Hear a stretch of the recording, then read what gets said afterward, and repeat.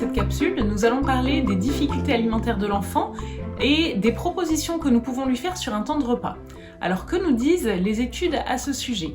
Les études nous disent que plus on propose un aliment à un enfant, plus il y a une chance pour qu'il l'aime. Alors en fonction des études, on retrouve des chiffres assez différents de nombre de propositions. Dans certaines études, on trouve 8, 11 et parfois jusqu'à 20 propositions pour que cet aliment soit un aliment aimé par l'enfant. Donc, ce qu'on sait de ces études, c'est que plus on va proposer un aliment à l'enfant, plus il va l'aimer.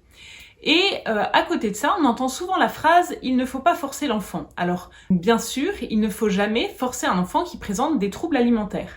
Par contre, c'est pas parce qu'il ne faut pas forcer qu'il ne faut pas l'inciter et qu'il ne faut pas lui proposer. Parce que justement, ces études montrent que plus on propose un aliment à l'enfant, plus il y a une chance pour que l'enfant l'aime. Et donc forcer ne veut pas dire « je ne propose plus à mon enfant ces aliments qui le mettent en difficulté ». Et donc parfois, avec cette phrase qui est véhiculée de « il ne faut pas forcer les enfants à manger », parfois les parents ou les aidants pensant bien faire ne proposent plus à l'enfant ces aliments qui peuvent être parfois un petit peu compliqués pour lui. Donc je ne lui propose plus ce qui le met en difficulté, je vais lui donner uniquement les repas qu'il aime bien, les aliments qu'il aime bien, les goûts copains, et donc tous les jours je vais lui faire uniquement ces goûts-là parce que je sais qu'il n'aime pas les autres.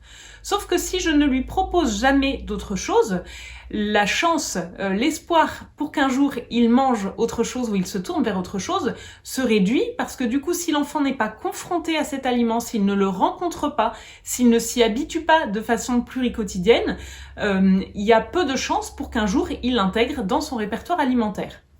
Donc, on dit tout le temps, à juste titre, il ne faut pas forcer les enfants. Par contre, on devrait ajouter, il ne faut pas forcer, mais il faut les inciter. Les inciter, ça va être leur proposer, leur montrer, leur présenter, continuer à ce que ces aliments compliqués fassent partie de l'environnement quotidien de l'enfant alimentaire, que quand les parents les mangent, il y en ait un petit peu dans l'assiette de l'enfant, pour qu'il s'habitue et pour que petit à petit, il se familiarise et peut-être un jour, il puisse y goûter. Donc, ne pas forcer, oui, mais inciter. Et inciter, c'est être un modèle. On a déjà parlé dans une autre capsule de la modélisation, montrer à l'enfant. Et c'est lui proposer, lui proposer, lui proposer. Alors, on sait que c'est compliqué, qu'il faut pas lâcher, que ça demande vraiment un engagement des parents très important. Mais l'objectif, c'est que petit à petit, votre enfant se familiarise avec ses aliments. Et donc, on lui propose pour qu'il puisse les voir, les toucher, les regarder, petit à petit s'y habituer et ensuite pouvoir y goûter, ce qui reste bien sûr notre objectif. Donc bien sûr que le forçage ne résout rien, mais par contre, le fait de ne plus proposer du tout les aliments qui mettent l'enfant en difficulté ne résout rien non plus. Et donc, il est nécessaire de trouver le juste milieu.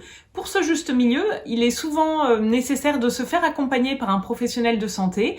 Donc, si votre enfant présente des difficultés alimentaires, une sélectivité alimentaire importante, n'hésitez pas à en parler à votre médecin qui pourra vous orienter vers un bilan orthophonique si nécessaire.